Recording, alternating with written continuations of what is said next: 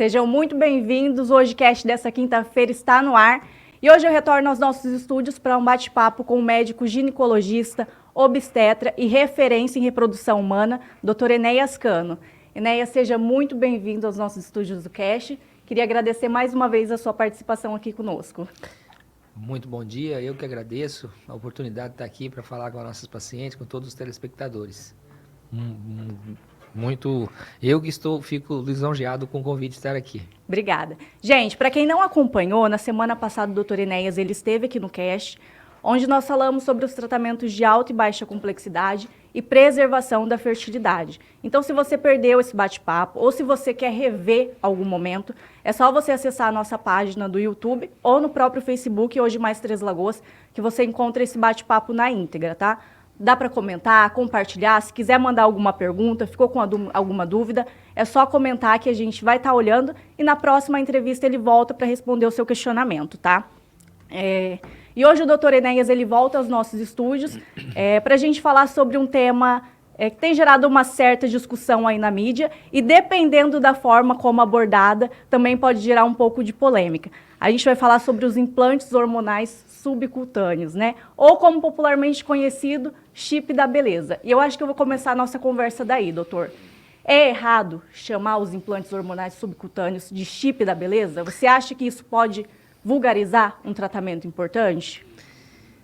Então, realmente, na verdade, gente que trabalha com os implantes hormonais, que seria a reposição hormonal, e não só na reposição hormonal, mas para pacientes que têm endometriose, que têm alguma patologia que a gente precisa usar os implantes hormonais, a gente fica até meio chateado com essa situação de que chip da beleza, porque na verdade a gente, nós não fazemos estética no consultório, nós fazemos medicina, né? Então nós vamos tratar algo que a paciente nos procura para tentar resolver aquela situação. Então, hormônio, não sei se eu comentei, mas a gente pode comentar, ele pode trazer consequências de duas maneiras no organismo, ou quando estiver em excesso, ou quando estiver em falta, né? Então, na questão da reposição hormonal, a gente vai tratar porque está em excesso alguns hormônios, os hormônicos bioidênticos. Então, assim, por que surgiu essa questão do chip da beleza? Alguns oportunistas, né, que viu uma situação de benefícios, por exemplo, do uso da gestrinona, vou citar o nome do hormônio, gestrinona. Ela traz como efeito colateral. Então, nós vamos usar a gestrinona para tratar um paciente ou com endometriose, ou para deixar essa paciente sem menstruar, em ano ovulatório. E o que traz de efeitos colaterais? Efeitos colaterais que são bons de uma certa maneira. Por quê? Porque a paciente ela vai deixar de ter TPM, vai deixar de menstruar, vai aumentar a massa magra, vai ter aumento da disponibilidade, da disposição para as atividades do dia a dia, ela vai diminuir estria, diminuir celulite. Então, assim, isso seria um benefício, um efeito colateral que ela está trazendo, mas que, na verdade, a gente está tratando uma situação do paciente, tratando uma doença, uma patologia dela. E aí, se você for ver só por esse lado da questão dos efeitos colaterais, aí vira chip da beleza, entendeu? Uhum. Mas não a gente não encara isso aí, né, quem faz, eu e outros colegas como chip da beleza. Não tem chip da beleza. Até porque se você usar um chip e o implante hormonal e a paciente não seguir um tratamento correto com questão de atividade física e alimentação, esse chip pode virar o chip de outra coisa que não seja beleza. Sim, entendeu? Entendi. Então, teoricamente, o nome não é esse, não é chip da beleza, é implante hormonal, porque o objetivo é outro, não é estético, é isso, né? Isso mesmo. A ideia é isso mesmo. Nós trabalhamos com implantes hormonais inabsorvíveis, que vai tratar alguma patologia, não é para fins estéticos, entendeu? E lógico, né? Se a paciente tem uma patologia, ela já vem, você trata e tem isso como efeito colateral, como mais benefício, sim, ótimo, né? Mas o foco não é só isso. Entendi. Tanto é que é indicado o implante em pacientes que tenham uma necessidade patológica, não simplesmente, eu quero melhorar Outra coisa que melhora também na questão da gestrinona, aumenta a libido.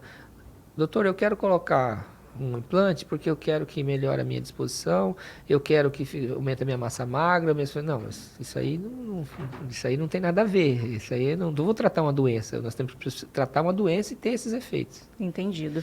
E então, o que são esses função deles? Então, nós temos implantes hormonais de gestrinona, de estradiol, de testosterona, de nestorone. E qual que é a real função desses hormônios? Na verdade, quando está em falta, né, hormônio em falta no organismo, a gente precisa tratar. Então, eles vão suprir uma falta fisiológica que a mulher apresenta. Então, vamos pegar aqui como exemplo a questão do estradiol. Estradiol é sabidamente que a paciente, a partir dos 40 anos, 42 anos, que ela entra 43, quando ela entrar na menopausa, vai estar com o estradiol baixo. Testosterona, ela já tem 30 vezes menos que os homens, que nós. Então, nós vamos tentar manter esses níveis fisiológicos desses hormônios. Basicamente, desse exemplo que eu dei, de estradiol e testosterona. Então, a real função é manter o que era ela antes, entendeu? É repor aquilo que ela está em decência, né? A questão da quantidade do nível hormonal está só diminuindo. Entendi. Então, na verdade, é fazer uma avaliação da paciente, encontrar aqueles hormônios que estão em déficit, para depois fazer a recomendação do melhor chip. É isso. Desculpa, gente, não é chip. Do melhor implante hormonal subcutâneo. Olha, eu já cometendo erro. Não tem. Não, na verdade, é que se popularizou, né? Popularizou, sim. Exato. Mas não falando chip da beleza, tá bom. Chip pode ser o chip. Na verdade, é isso mesmo. A paciente te procura para fazer um exame de rotina e aí nós vamos identificar as queixas clínicas dela. Baseado nas queixas clínicas, a gente vai na deficiência de quais hormônios que estejam em baixa. E aí vamos fazer essa reposição desses hormônios. Doutora, e agora uma dúvida minha. Como que é esse implante hormonal? Como que é o formato dele? Ele é pequenininho? Tem um lugar certo para colocar? Como que funciona isso? Tamanho. Ele é uns 4, 5 centímetros, um tubetezinho fininho de silicone, que vem com hormônio pré-envasado. E aí, de acordo com o hormônio que está ali, é a duração. A maioria é duração de 1 ano. Então, você coloca, né, vai introduzir subcutâneo, e ele tem duração de 1 ano que ele fica liberando esse hormônio. O local, assim, na verdade, o mais usual a gente usa no glúteo da paciente. Um local em cima, aqui no glúteo. Mas assim, existe o local ideal. Esse é o que mais se usa. Por quê? Porque a paciente não sente, não incomoda, não tem. Então, dependendo de outro lugar que você colocar, às vezes você vai ter dificuldade, às vezes, para tirar. A paciente pode sentir, dependendo se vai colocar no abdômen, colocar no braço, porque às vezes você imagina, você vai colocar, tem paciente que coloca 8, 9 no braço, vai ficar. Então, esse local no glúteo, no bumbum, é um local ideal, entendeu? Entendi. Ele não é absorvível, né? Não, ele não é absorvível. Então, esses tubetes vêm com hormônio pré-envasado, né? E aí, por exemplo, se você fez gestrinona, 1 ano, daqui a 1 ano você vai e tira. Mas se você não tirar, não conseguir ou não quiser, tem problema? Não, por causa que ele já não tem mais hormônio nenhum, porque ele é programado para ter 1 ano. E ele é de silicone, é o mesmo da próstata da mama. Então vai ficar só a cápsula. Só a cápsulazinha, mas sem problema nenhum. Isso não traz problema. Entendi. Tem pacientes, tem casos de pacientes que não quer tirar, entendeu? Às vezes ela começou lá com 50 e poucos anos e está lá com uns 30, e não tem problema nenhum. Nenhum, está lá, mas ela não quer tirar. Tudo bem, deixa, fica, não tem problema. Ele não vai te trazer efeito colateral adverso, não é nocivo, ficou lá. Entendeu? Bacana. Porque é de silicone, né? Eu achava que eles eram absorvíveis, que com o tempo ele sumia no organismo, mas não, né? O que sai é os hormônios que estavam dentro da cápsula, é isso que acaba, né? É isso, mas tem implantes absorvíveis também, só que eu não trabalho com os absorvíveis. Sim. Por que você não trabalha com os absorvíveis? Na verdade, assim, justamente por essa situação, a gente fica meio sem tato para você tratar essa paciente. Às vezes a paciente vem e você coloca 6. Mas ela está precisando colocar mais 1. O absorvível, eu não Daí, será que o IC já um absorveu mais que o outro, não tá? Então, Entendi. mas isso é de cada profissional, Uhum. né? Então, vai depender do manuseio e assim, a sensibilidade que cada um tem para usar. Os nossos são todos inabsorvíveis. Bacana. E para quais distúrbios hormonais esses implantes subcutâneos eles podem ser utilizados? Em quais casos? Então, distúrbios hormonais basicamente do climatério, da reposição hormonal, né? Nós vamos ter falta de estrogênio, vamos ter falta de testosterona. A questão da endometriose, a gente usa muito também, tanto a gestrinona como o Nestorone, que não seria um distúrbio hormonal, e não é um distúrbio, mas sim a gente entra com a questão hormonal para bloquear aquele foco de endometriose, onde que dá dor todo mês, né? Todo ciclo na paciente. Então, basicamente, já está se usando também a gestrinona, a oxandrolona, desculpa, em paciente pacientes oncológicos, né, que perde muita massa muscular no tratamento. Então, assim, que não seriam também um distúrbio hormonal, seria, né? Então, distúrbios hormonais seria basicamente na reposição hormonal do paciente, no período do climatério. Bacana. E no caso dessas mulheres, como que é feita a avaliação para saber se ela precisa ou não utilizar esse implante hormonal? Então, basicamente, Júlia, é assim, a paciente ela vai até você e aí você, tem uns que já vêm com a queixa e outros você acaba descobrindo a queixa no exame normal, né, de rotina. Porque a gente tem uma questão cultural embutida para as mulheres, né? Que as mulheres a partir dos 40, 45 anos não é para ter mais vida sexual ativa, não é para ter mais disposição para atividade, não é para isso. Já parece que assim, já tem aquele estigma que não, chegou nos 40, é isso mesmo. Então você tem que ficar depressiva, você tem que ficar aumentar o peso, você tem que não ter disposição para as atividades do dia a dia, você tem não é isso, né? Então, nisso a gente faz uma busca ativa, nesses casos especificamente, que a paciente às vezes fala, não, mas é normal. Mas o que é normal? Não, o jeito que eu tô, tá, mas você tá assim, tá com essas e outras situações? Não, estou. Então, isso não é normal. Quando você tinha 20 anos, você era assim? Não, então por que você não pode voltar a ter essa disposição? Não o corpo, né? Não estamos falando de corpo, de coisa, isso aí, não. E a gente até brinca com a paciente, fala assim, olha só, se você hoje, com a sua cabeça de 50 anos, vamos supor, tivesse com o corpo de 20, não seria muito melhor? Ela falou, nossa, porque quando eu tinha 20, eu não tinha essa cabeça que eu tenho hoje. Então, isso dá para ser feito? Dá, porque o que nós vamos fazer? Vai fazer milagre? Não, simplesmente nós vamos manter, colocar os níveis fisiológicos daqueles hormônios que você tinha quando era mais jovem.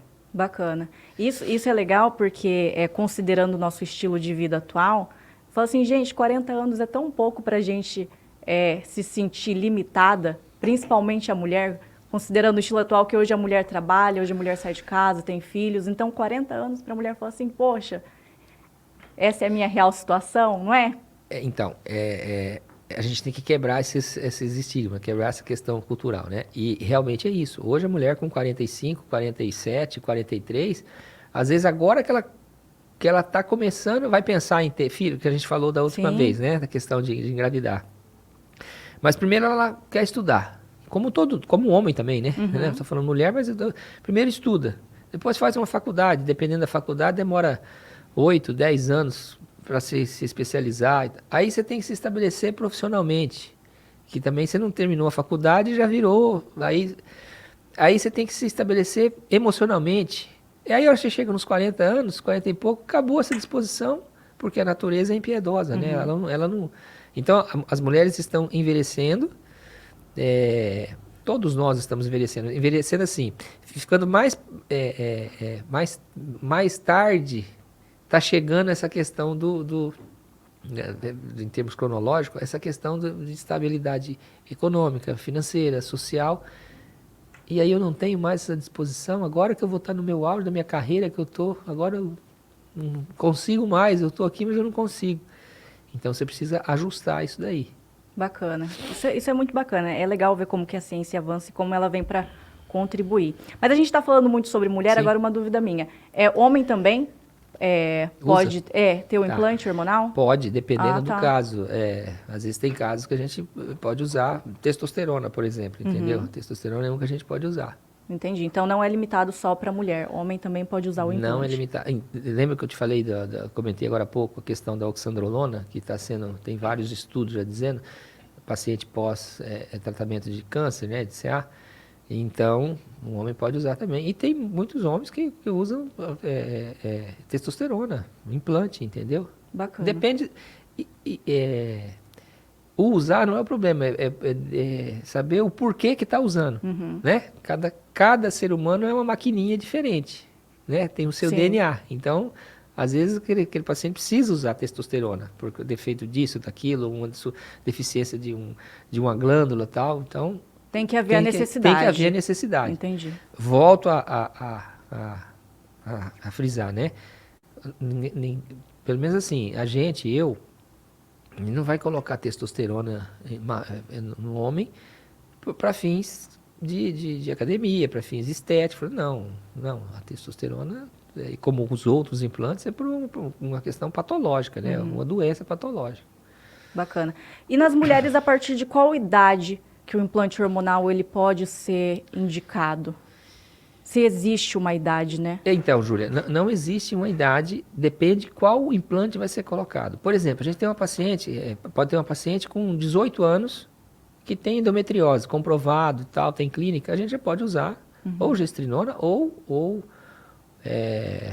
Nestorone, por exemplo. Então, assim, não tem uma idade, a partir de tal idade, é a clínica do paciente, é aquela patologia que ela apresentou naquele momento da vida dela.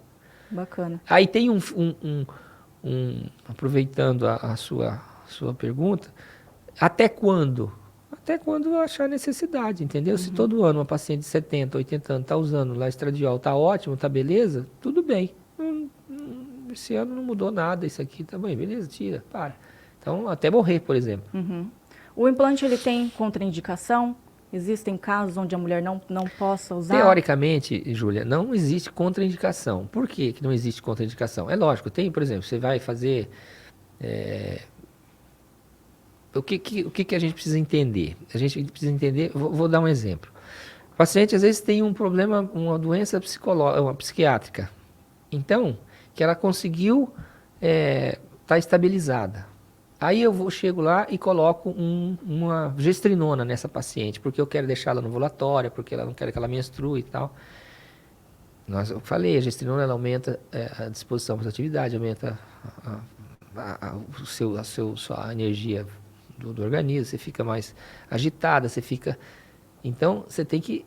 não é simplesmente chega igual, vou colocando um implante. Então, existem algumas contraindicações? Existem. Só que não é que essa paciente, igual esse exemplo que eu dei, ela não pode usar gestrinona, nesse caso, que é um paciente que tem uma doença psiquiátrica. A gente tem que usar com parcimônia e quanto de gestrinona nós vamos usar. Então, assim, não existe contraindicação absoluta. Outra coisa, mas é estranho, né, você falar que não existe contraindicação absoluta. Teoricamente, não tem. E não tem mesmo. Por quê? Porque nós estamos colocando hormônios bioidênticos. A testosterona e o estradiol é o mesmo que a gente tem no organismo. Então, assim...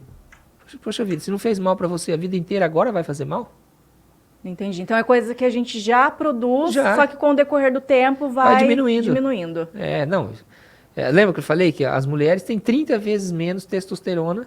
Mulher com 40 de testosterona, mulher com idade entre os 20, 30 e 35 anos, de 30 a 40 de testosterona, tá ok. O homem é 700, é de 350 até 900, que é o padrão que está normal. Então, assim, já tem uma deficiência e sabidamente cai mais. Então, você imagina, chega lá, tem paciente que está com testosterona quase zero, não tem nada. E a testosterona que dá disposição para as atividades do dia a dia, não te dá, deixa da depressão, deixa você mais animada, deixa você... Então, se você está com a testosterona lá embaixo, mesmo por mais que você queira, mas está faltando lá o combustível para o organismo, né?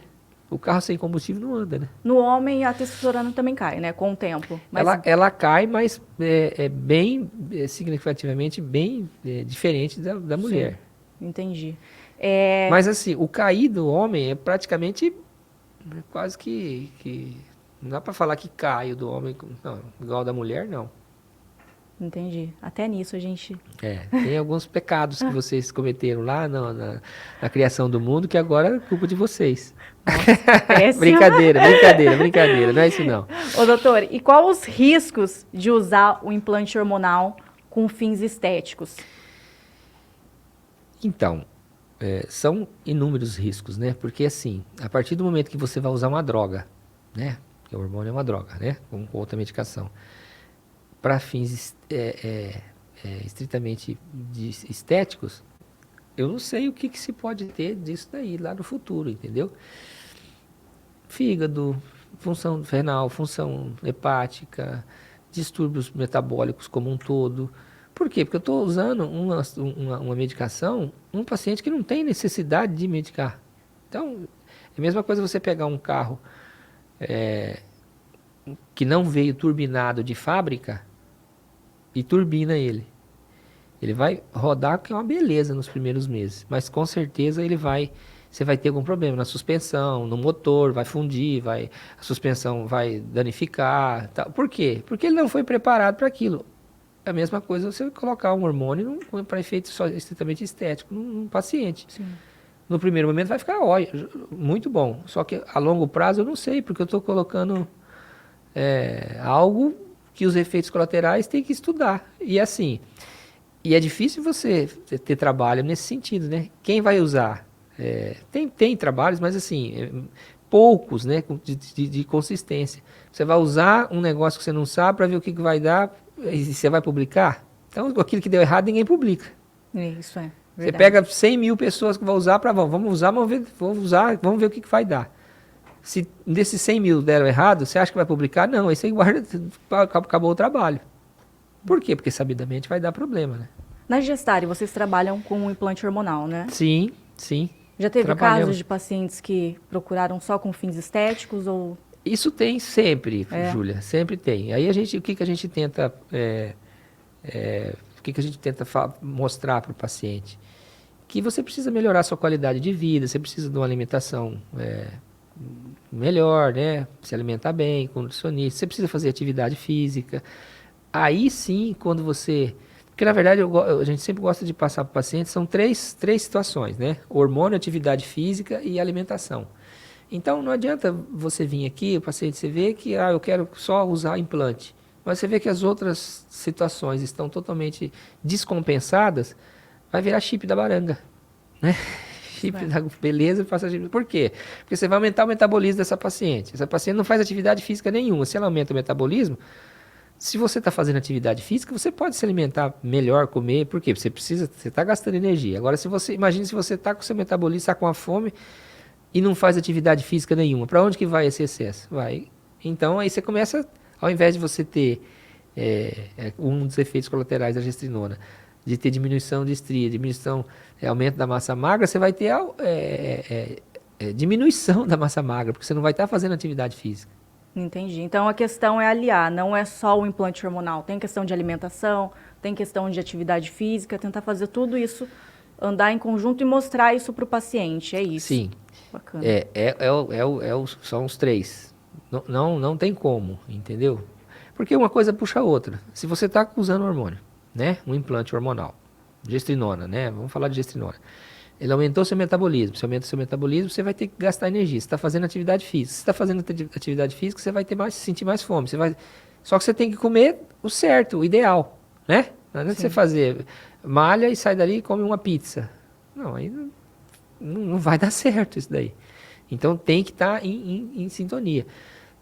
Todas as pacientes que nos procuram e que a gente usa, tem que ter esse perfil. Se não tem esse perfil, tem que se adequar a esse perfil, porque senão você tenta tratar paliativamente de outra maneira, porque você vai estar sendo maléfico a essa paciente, só colocando um implante e esquecendo dos outros, porque é um conjunto, né? Entendi. Não é simplesmente você chega lá, eu vou te colocar 5 implantes de estradiol e vai resolver seu problema. Não, mas como que é a vida dessa mulher? A mulher é descompensada diabeticamente, ela é hipertensa, ela é obesa, para! Gente, é um todo, né? Não é só isoladamente. Sim. Bom, então você que está assistindo, se tiver interesse no implante hormonal, se você quiser colocar, procure sempre um médico especialista. Não é só procurar para colocar por fins estéticos. Tem que ter uma necessidade médica, tem que ter um caso clínico ali diagnosticado para poder inserir esse implante, né, doutor? Isso mesmo, Júlia. É o grande recado. E não são todas as pacientes que têm que usar implante hormonal. Tem paciente que passa esse período do climatério e ela não tem essas queixas. São raros? São, mas tem. Então é isso mesmo que você falou. Procure um profissional que vá te orientar no sentido de tratar uma queixa patológica que você tem. Não simplesmente para ir lá fazer uma cirurgia do meu nariz. Não é. Implante hormonal não é isso. Não é para fins estéticos, entendeu? Entendi. É isso mesmo. Bom, eu queria agradecer a sua presença aqui hoje, Enéas, mais uma vez. No mês que vem você volta, nós temos mais um bate-papo. É surpresa ainda o tema. Então é isso. Queria agradecer a sua participação aqui no Cast. Eu acho que implante hormonal é um assunto que rende, então a gente poderia conversar muito mais. E eu tenho certeza que a partir de hoje outras perguntas vão começar a surgir. E eu espero que você venha aqui mais vezes para responder esses questionamentos. Bom, aos telespectadores e a vocês, toda a equipe, eu que agradeço. E sempre que a gente puder trazer informação, passar informação de saúde para as nossas pacientes, né, e para a população como um todo, isso é prazeroso demais para a gente. Então, Bacana. Com certeza, nós vamos estar à disposição sempre que precisar. Então tá bom. Muito obrigada, Enéas. Bom, o podcast dessa quinta-feira vai ficando por aqui. No próximo mês a gente volta com o Dr. Enéas para responder novos questionamentos. E se você perdeu algum trecho dessa entrevista, se você quer rever, se você quer compartilhar, é só acessar o nosso portal no YouTube ou no Facebook, que é Hoje Mais Três Lagoas. Lá você encontra a entrevista completa e na íntegra. Até mais.